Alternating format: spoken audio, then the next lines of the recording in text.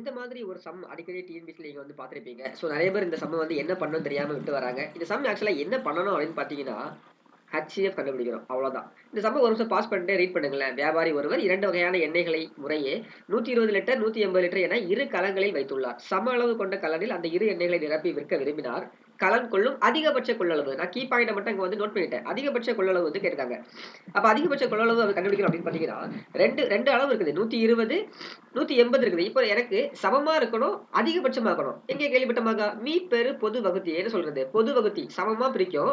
அதே மாரி மீ பெரு மிகப்பெரிய. மிகப்பெரிய நம்பர்ல சமமா பிரிக்கிறது அப்படின்னு பார்த்தீங்கன்னா, இந்த 120க்கும் 180க்கும் என்ன பண்ணணும்? ஹெச்சிஎஃப் மீபேவா கண்டுபிடிக்கணும். ஓகேங்களா? ஸோ மீபேவா கண்டுபிடிச்சா ஈஸியா நமக்கு வந்து ஆன்ஸர் வந்துரும். ஸோ அப்ப இதுக்கான மீபேவா என்ன வரும் பார்த்தீங்கன்னா, ஈஸியா 120க்கும் நம்ம டாலா வகுத்தல் போட்டு ஈஸியா பண்ணிறலாம். நெறைய மெத்தட் இருக்குது.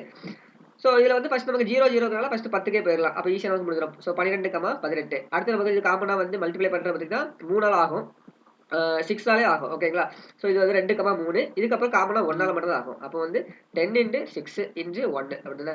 அப்போ 60. ஸோ 60 லிட்டர் தான் கரெக்டான answer. Option C is the right answer.